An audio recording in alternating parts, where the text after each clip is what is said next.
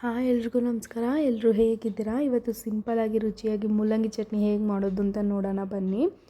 ಇವಾಗ ಒಂದು ಕಡಾಯಿಗೆ 2 table spoon ಆಗೋಷ್ಟು ಎಣ್ಣೆ ಹಾಕೋತಾ ಇದ್ದೀನಿ. ಎಣ್ಣೆ ಚೆನ್ನಾಗಿ ಕಾದ ನಂತರ 4ರಿಂದ 5 ಬೆಳ್ಳುಳ್ಳಿ ಹಾಕೋತಾ ಇದ್ದೀನಿ. ಈಗ 1/4 ಟೀ ಸ್ಪೂನ್ ಆಗೋಷ್ಟು ಧನಿಯಾ ಮತ್ತು 1/4 ಟೀ ಸ್ಪೂನ್ ಆಗೋಷ್ಟು ಜೀರಿಗೆ ಮತ್ತು 4ರಿಂದ 5 ಹಸಿಮೆಣ್ಸಿನ್ಕಾಯಿ ಹಾಕೋತಾ ಇದ್ದೀನಿ.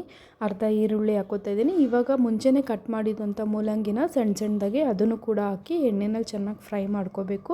ಖಾರ ನೋಡ್ಕೊಂಡು ಹಾಕ್ಕೊಳ್ಳಿ, ಯಾಕಂದರೆ ಮೂಲಂಗಿನಲ್ಲೇ ಅರ್ಧ ಖಾರ ಇರೋದ್ರಿಂದ ಹಸಿಮೆಣ್ಸಿನ್ಕಾಯಿನ ನೀವು 2ರಿಂದ 3 ಹಾಕ್ಕೋಬೋದು. ಈಗ 1 ಇಂಚ್ ಆಗೋಷ್ಟು ಹುಣಸೆಹಣ್ಣು ಹಾಕ್ಕೊಂಡು ಚೆನ್ನಾಗಿ ಎಣ್ಣೆಯಲ್ಲಿ ಬಾಡಿಸ್ಕೋಬೇಕು. ಜಾಸ್ತಿ ಫ್ರೈ ಆಗೋ ಥರ ಬಾಡಿಸ್ಕೋಬೇಡಿ. ಮೂಲಂಗಿದ ಹಸಿ ವಾಸನೆ ಏನಿದೆ ಅದು ಹೋಗೋವರೆಗೂ ಚೆನ್ನಾಗಿ ಹುರ್ಕೋಬೇಕು. ಈ ಥರ ಇವಾಗ ಎಣ್ಣೆಯಲ್ಲಿ ಈ ಥರ ಕೆಂಪಗಾಗೋ ತನಕ ಹುರ್ಕೊಂಡು ಫ್ಲೇಮ್ನ ಆಫ್ ಮಾಡಿ ಇದಕ್ಕೆ 2 ಟೇಬಲ್ ಸ್ಪೂನ್ ಆಗೋಷ್ಟು ಕಾಯಿ ತುರಿ ಹಾಕೋತಾ ಇದ್ದೀನಿ. ಮತ್ತು ಇದಕ್ಕೇ ಸ್ವಲ್ಪ ಕೊತ್ತಂಬರಿ ಸೊಪ್ಪನ್ನ ಹಾಕ್ಕೊಂಡು ಅದೇ ಬಿಸಿನಲ್ಲಿ ಸ್ವಲ್ಪ ಬೆಚ್ಚಗಾಗೋ ತನಕ ಹುರ್ಕೋಬೇಕು.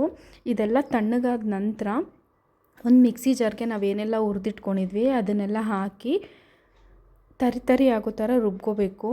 ಇವಾಗ ನಾನು ಇದಕ್ಕೆ ಸ್ವಲ್ಪ ರುಚಿಗಾಗೋ ಅಷ್ಟು ಉಪ್ಪನ್ನ ಹಾಕೋತಾ ಇದ್ದೀನಿ. ಹಾಗೆ 1 ಟೇಬಲ್ ಸ್ಪೂನ್ ಆಗೋಷ್ಟು ಬೆಲ್ಲ ಹಾಕೋತಾ ಇದ್ದೀನಿ. ಬೆಲ್ಲ ಬೇಡ ಅಂದರೂ ಸ್ಕಿಪ್ ಮಾಡ್ಕೋಬೋದು. ನೋಡಿ, ಈ ಥರ ತರಿ ಆಗೋ ಥರ ರುಬ್ಕೊಳ್ಳಿ. ನೀರು ಹಾಕ್ದಿರೇ ರುಬ್ಕೋಬೇಕು, ಯಾಕಂದರೆ ಮೂಲಂಗಿನಲ್ಲೇ ಸ್ವಲ್ಪ ನೀರಿನ ಅಂಶ ಇರೋದ್ರಿಂದ ನೀರು ಹಾಕೋ ಅವಶ್ಯಕತೆ ಇರೋದಿಲ್ಲ. ಇದಕ್ಕೆ ಕಾಂಬಿನೇಷನ್ ಅಂದರೆ ರೈಸು, ಬಿಸಿ ಬಿಸಿ ಅನ್ನ ತುಂಬಾ ರುಚಿಯಾಗಿರುತ್ತೆ. ನಿಮ್ಮನೆಯಲ್ಲೂ ಒಂದ್ಸಲ ಟ್ರೈ ಮಾಡಿ. ಈ ರೆಸಿಪಿ ಏನಾದರೂ ನಿಮ್ಗೆ ಇಷ್ಟ ಆಗಿದರೆ ಪ್ಲೀಸ್ ಲೈಕ್ ಮಾಡಿ, ಫಾಲೋ ಮಾಡಿ. Thank you.